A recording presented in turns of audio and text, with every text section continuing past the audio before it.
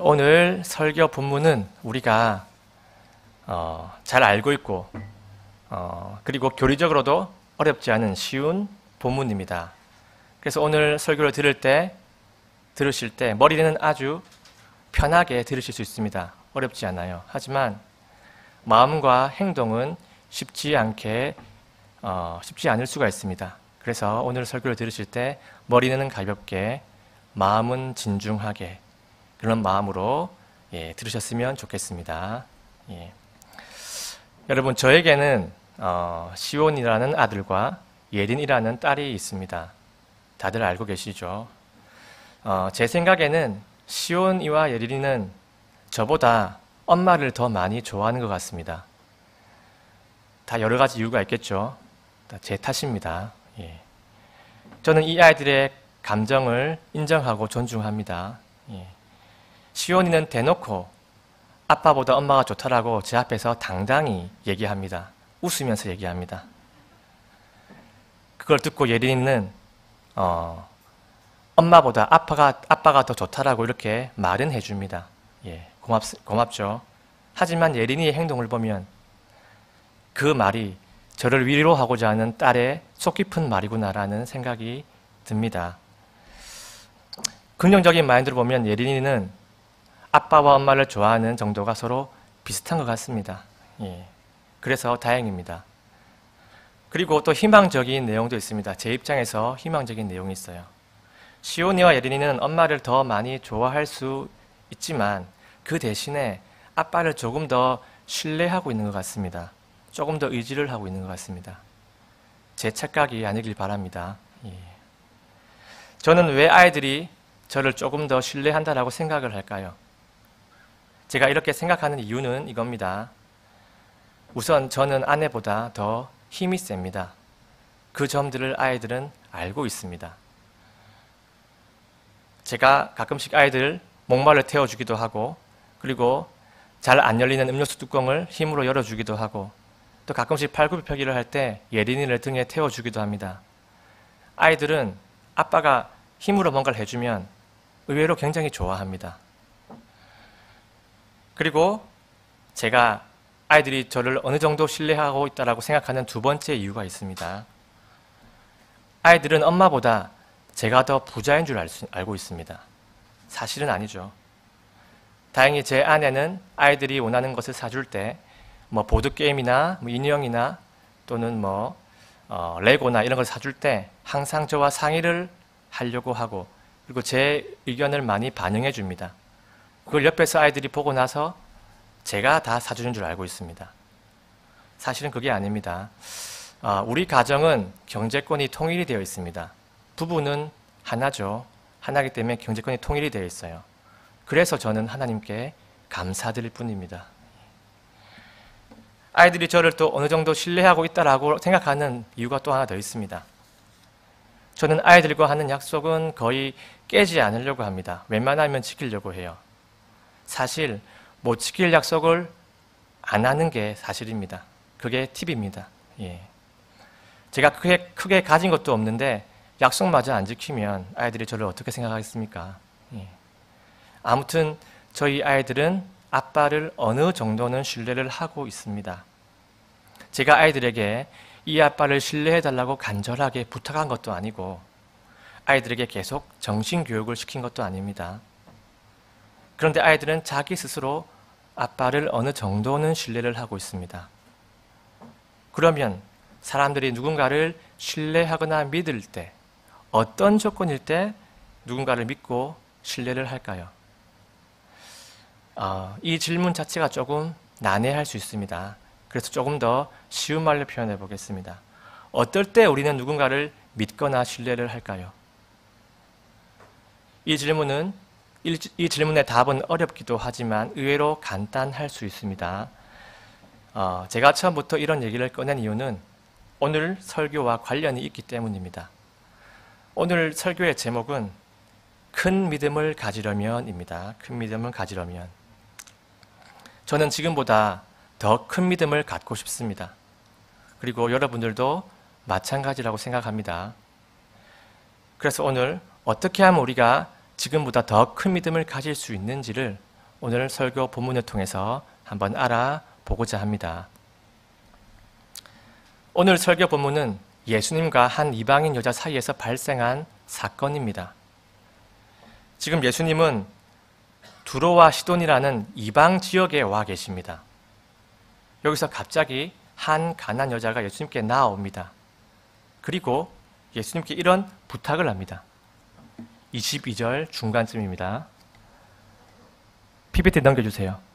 22절 중간쯤입니다. 예. 오 주여 다윗의 자손이여 내게 긍휼을 베푸소서 내 딸이 마귀에게 몹시 시달리나이다. 지금 이 여자의 딸은 마귀에 붙잡혀 있습니다. 마귀에 들려 있습니다. 그래서 이 여자는 예수님께 자기 딸을 구해 주십사라고 간절히 부탁을 하고 있습니다. 그런데 예수님은 이상하게도 아무런 반응을 하지 않으세요. 이에 가난한 여자는 계속 예수님께 따라오면서 계속 간구를 합니다. 그러자 제자들이 이것을 보고 예수님께 와서 이 여자를 그냥 보내시라고 권유를 합니다. 이에 드디어 예수님께서 그 여자에게 드디어 반응을 하십니다. 그 반응은 24절 중간에 나와 있습니다. 나는 이스라엘의 집에 잃어버린 양들 이외에는 다른 데로 보내어지지 아니하였노라 라고 말씀을 하십니다. 이 말씀이 무슨 뜻일까요? 이 말씀은 즉슨 예수님께서 이스라엘 백성이 아닌 다른 이들에게는 지금 은혜를 베푸실 의향이 없으시다는 것을 말하고 계신 겁니다. 그리고 26절에 가서 더 강하게 거절하십니다. 26절 중간에 자녀들의 빵을 집어 개들에게 던지는 것이 마땅치 아니하리라 라고 아주 강하게 거절하시죠. 예수님은 이스라엘 백성은 자녀들이라고 말씀하시고 이 이방인 여자는 개라고 말씀하셨습니다. 예수님은 이스라엘 백성에게 베풀어야 할 은혜를 지금 이방인에게 베푸는 것이 이치에 맞지 않다라고 지금 하신 겁니다. 근데 이 말씀은 가나안 여자에게 꽤 충격적인 말일 수 있습니다. 우리가 들어도 조금 충격적이죠. 네, 그럴 수 있습니다. 그런데 그럼에도 불구하고 참으로 놀랍게도 이 여자는 센스 있게 예수님을 설득합니다. 27절 중간 부분입니다. 주여 참으로 옳소이다마는 개들도 자기 주인의 상에서 떨어지는 빵 부스러기를 먹나이다. 이 말은 예수님의 부스러기 은혜라도 받고 싶다라는 여자의 간절한 표현입니다. 그래서 예수님은 이 여자의 간절한 모습을 보시고 이 여자의 딸을 온전하게 치유해 주셨습니다. 그리고 그 딸을 마귀로부터 완전하게 해방을 시켜주셨습니다. 저는 이 이야기를 듣고 두 가지 정도 질문이 떠올랐습니다. 제가 가끔 질문을 많이 합니다. 첫 번째 질문은 이 여자가 왜 이토록 적극적이었을까입니다. 가나안 여자는 정말로 적극적이었습니다. 예수님께서 대놓고 2번이나 거절하셨음에도 불구하고 또다시 예수님을 설득을 했습니다. 그리고 저는 두 번째 질문 떠올랐습니다. 예수님은 왜 이 여자를 돕기로 결정을 하셨을까입니다. 원래 예수님의 사역은 이것이었습니다. 처음에 먼저 이스라엘 백성에게 은혜를 베푸시고 나서 그 은혜를 이방인들에게 확장시키려는 것이 예수님의 계획이셨습니다. 로마서 1장 16절도 같은 맥락의 구절입니다. 제가 한번 읽어보겠습니다.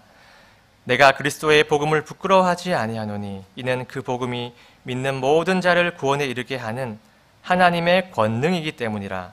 먼저는 유대인에게요 또한 그리스인에게로다. 아멘. 이 예수님께서는 이 계획을 바꾸시고 가나안 여자의 딸을 구해 주셨습니다. 무엇 때문일까요? 무엇 때문에 그 예수님의 계획을 앞당겼을까요? 28절입니다. 28절 중간에 나옵니다. 오 여자여 내 믿음이 크도다. 내가 원하는 대로 그 일이 내게 이루어질지어다. 아멘. 그 이유는 바로 큰 믿음 때문입니다. 예수님은 이 여자의 믿음이 큰 것을 보시고 은혜를 베푸신 겁니다. 큰 믿음은 예수님의 마음을 움직였습니다. 그리고 큰 믿음은 예수님의 계획을 앞당겼습니다. 히브리서 11장 6절 말씀이에요. 읽어보겠습니다. 그러나 믿음이 없이는 하나님을 기쁘게 하지 못하나니 그분께 가는 자는 반드시 그분께서 계시는 것과 그분께서 부지런히 자신을 찾는 자들에게 보상해 주시는 분이심을 믿어야 하느니라. 아멘. 여기에 계신 분들은 예수님을 믿는 분들이 대부분이라고 저는 믿고 있습니다. 이건 전 제 생각입니다. 그리고 여러분들은 이 가나안 여자처럼 큰 믿음을 가지고 싶으실 겁니다. 그리고 저도 마찬가지고요. 그런데 여러분, 어떻게 하면 우리가 큰 믿음을 가질 수가 있을까요? 마음속으로 나는 예수님을 믿어야 돼. 나는 예수님을 진심으로 믿어. 난 예수님밖에 없어. 믿습니다. 이렇게 마음속으로 되뇌이면, 결심을 하면, 또는 정신교육을 스스로 하면 우리의 믿음이 커질까요? 네, 아마 도움은 됩니다. 예. 하지만 이 방법이 완벽하거나 충분하지 않습니다. 그럼 이 가나안 여자는 어떻게 예수님 앞에서 이렇게 큰 믿음의 행동을 할 수 있었을까요? 이 여자가 타고난 성향이 누구를 잘 믿는 성격이라서, 아니면 누구를 한번 믿으면 화끈하게 믿는 그런 성격이라서 이렇게 했을까요? 우리가 그건 알 수가 없죠. 여자의 성격이 나오지 않습니다. 하지만 우리가 이 본문을 찬찬히 살펴보면 이 여자가 예수님 앞에서 큰 믿음의 행동을 한 그 이유들이 몇 가지 보입니다. 그래서 한번 살펴보겠습니다. 다시 한번 먼저 21절, 22절로 돌아가겠습니다. 가나안 여자는 막에 들린 자기 딸 이야기를 예수님께 합니다. 그리고 자기 딸에게 긍휼을 베풀어 주실 것을 예수님께 간곡히 부탁을 합니다. 자, 여기서 이 여자는 자기 딸 문제를 왜 예수님께 나와서 부탁을 했을까요? 이 답은 어렵지가 않습니다.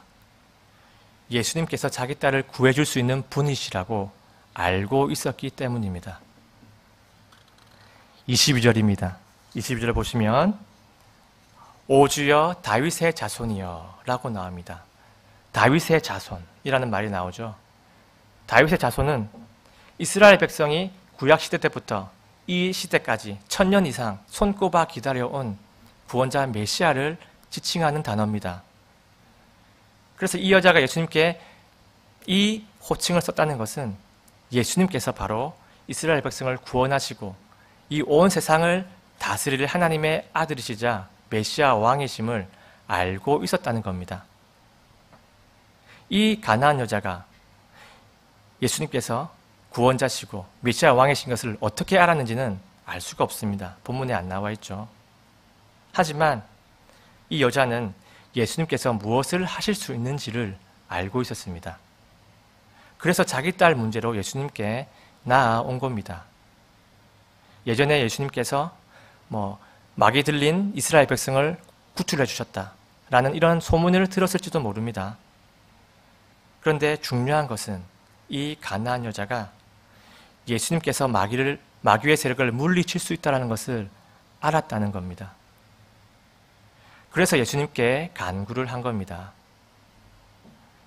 예수님이 하나님의 아들이시고 메시아 왕이신데 무언들 못하시겠습니까? 여러분들은 이 예수님의 능력을 혹시 믿으십니까? 어떤 문제든 간에 예수님께서 개입만 하시면 이 모든 것을 해결해 주실 거라고 정말로 믿으십니까? 마태복음 28장 18절 예수님께서 그들에게 오셔서 말씀하여 이르시되 하늘과 땅에 있는 모든 권능이 내게 주어졌느니라. 아멘. 아멘입니다. 예수님은 전능하신 하나님의 아들이시고 또한 하나님이십니다. 다음은 23절, 25절로 가겠습니다. 자, 예수님께서는 처음에 여자의 부탁에 어떠한 반응도 하지 않으십니다. 이것이 바로 일종의 거절인 겁니다. 그래도 여자는 예수님을 계속 따라오면서 소리칩니다. 계속. 그러자 예수님은 이 여자에게 이스라엘 백성 외에는 누구도 내가 도와줄 의향이 없다라고 밝히십니다. 그런데 그 말을 듣고도 이 여자는 이 와중에도 예수님께 경배까지 하고 나서 또 간구를 합니다. 대단하지 않습니까? 완전히 딱 거절을 당했음에도 불구하고 여자는 포기를 하지 않았습니다. 그런데 이 여자는 왜 포기를 하지 않았을까요? 의외로 답은 간단할 수 있습니다. 이 여자는 다음의 사실을 알고 있었습니다. 자기 혼자서, 자기 힘으로는 마귀를 물리칠 수 없다라는 사실을 알고 있었습니다. 자기가 어떤 방법을 써봐도 이 딸을 마귀로부터 떼어낼 수 있는 능력이 없다는 것을 그 여자는 알고 있었습니다. 자신이 이 문제를 해결할 수 있었으면 이렇게까지 예수님께 매달릴 필요가 없었겠죠. 그런데 자신이 아무것도 할 수 없었기 때문에 이 여자는 예수님께서 거절을 하셨음에도 불구하고 또 한 번 예수님께 요청을 했던 겁니다. 자신의 힘으로 마귀를 이길 수 없다라는 이 여자의 판단은 참이었습니다. 욥기서 2장 7절에서 8절 말씀. 이에 사탄이 주 앞에서 물러가 욥을 쳐서 그의 발바닥에서부터 정수리까지 심한 종기가 나게 하매 그가 질그릇 조각을 가져다가 그것으로 자기 몸을 긁으며 제 가운데 앉아 있더라.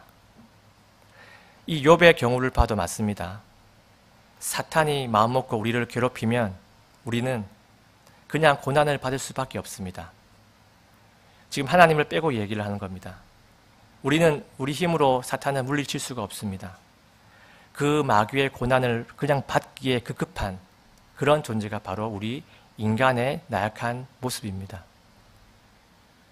여러분, 지금 이 여자가 알고 있는 이 사실들, 혹시 여러분들은 모르는 사실들인가요? 우리도 다 알고 있는 사실이고 다 믿고 있는 겁니다. 우리가 이 여자와 같은 상황이었다면, 딸이 마귀에 들려있는 상황이었다면 우리는 어쩌면 이 여자보다 더 적극적으로 예수님께 매달렸을 겁니다. 왜냐하면 우리가 이 여자보다 더 신앙심이 깊다거나 우리가 더 훌륭해서가 아닙니다. 우리는 이 사실도 알고 있기 때문입니다. 예수님 외에는 딸을 마귀로부터 구출해 줄 수 있는 사람이 없다는 것을 우리는 알고 있습니다. 예수님께서 지금 내 딸을 구해주시지 않으시면 내 딸은 마귀가 스스로 나가지 않는 이상 일평생 마귀의 고통을 받으며 비참하게 살 수밖에 없을 겁니다. 이 사실을 우리는 알고 있습니다. 그래서 우리도 마찬가지로 예수님께 끝까지 매달릴 수 있는 겁니다. 여러분, 예수님만이 마귀로부터 우리를 구원해 주실 수 있습니다. 다른 방법은 없습니다. 히브리서 2장 14절 말씀. 그런즉 자녀들은 살과 피에 참여한 자들이므로 그분도 마찬가지로 같은 것에 이불을 취하셨으니 이것은 그분께서 죽음을 통해 죽음의 권능을 가진 자 곧 마귀를 멸하시고. 아멘. 자, 이제 26절에서 28절로 가보겠습니다. 예수님은 이 여자를 개로 비유하시면서 여자의 부탁을 거절하십니다. 그런데 이러한 대우에도 불구하고 그녀는 예수님께 또 한 번 간구를 합니다. 어떻게 이렇게 끈질긴 행동을 할 수 있을까요? 어떤 생각을 가지고 있길래 이렇게까지 할 수가 있을까요? 가나안 여자는 다음의 사실을 알고 있었기 때문에 이런 행동을 할 수 있었습니다. 이 여자는 예수님께서 자신의 주인이심을 알고 있었습니다. 27절 가보겠습니다. 그녀가 이르되 주여 참으로 옳소이다마는 개들도 자기 주인의 상에서 떨어지는 빵 부스러기를 먹나이다 하니. 예수님은 이스라엘 백성의 주인이시지만 예수님을 구원자로 믿는 이방인들도 예수님의 소유요, 예수님의 속한 자들입니다. 그것을 이 여자는 알고 있었습니다. 그래서 이 여자는 주님의 부스러기 은혜라도, 그냥 부스러기 은혜가 아닙니다. 주님의 부스러기 은혜라도 받기를 간구를 한 겁니다. 이방인이라도 예수님을 믿는 자들은 예수님께 속한 자들입니다. 이것은 진리입니다. 에베소서 2장 19절. 그러므로 이제 너희는 더 이상 낯선 자와 외국인이 아니요 오직 성도들과 더불어 동료 시민이요 하나님의 집안에 속한 자들이며. 아멘. 만약 우리가 이 가나안 여자의 상황이라면, 그리고 예수님께서 걔에게는 은혜를 베풀 수 없다라고 하셨다면 우리는 이렇게 반응을 할 수 있을까요? 우리도 이 가나안 여자 못지않게 당연히 예수님께 부탁할 수 있습니다. 왜죠? 우리는 예수님이 우리의 주인이심을 알고 있기 때문입니다. 그리고 우리는 이 가나안 여자보다 더 적극적으로, 더 확신하면서 예수님께 매달릴 수 있습니다. 왜죠? 우리가 더 신앙심이 좋았을까요? 그럴 수도 있겠지만 우리는 다음의 사실들도 알고 있기 때문입니다. 우리는 예수님께서 어떤 주인이신지도 알고 있습니다. 예수님은 자신의 백성을 긍휼히 여기시는 선한 주인이십니다.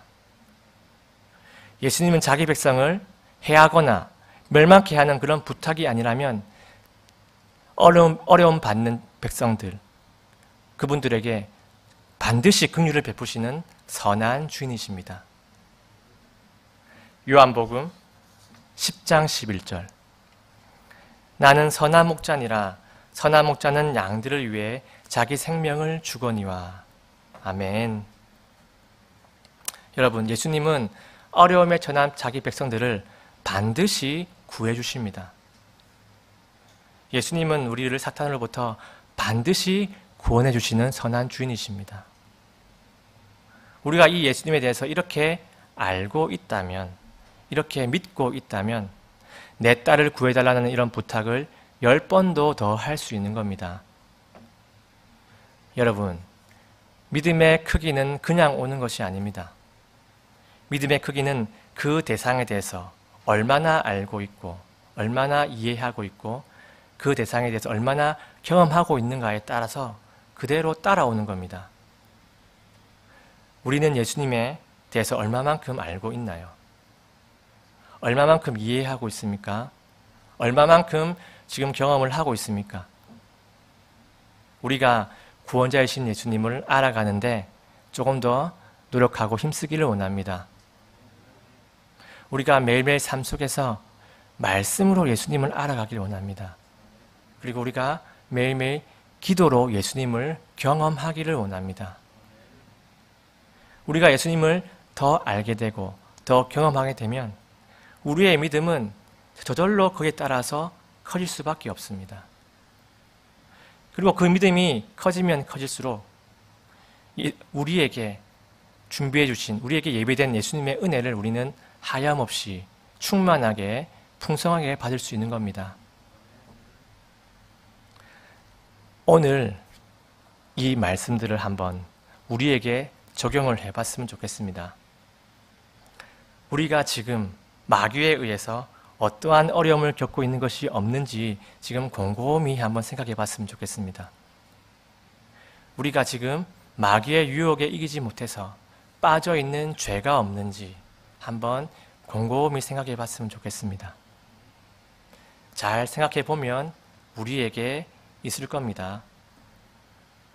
지금 바로 생각나는 죄가 있다면 지금 그 죄를 내 앞에 내려놓고 그리고 예수님 앞에 내려놓기를 소원합니다. 그리고 자신에게 이 질문을 해봤으면 좋겠습니다. 예수님께서 이 죄 문제를 해결할 수 있을까? 해결해 주실까?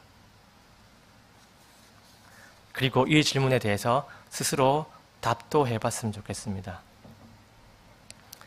또 두 번째 질문입니다. 이 문제, 이 죄 문제를 완전히 해결할 수 있는 또 다른 방법이 있을까? 생각해 보십시오.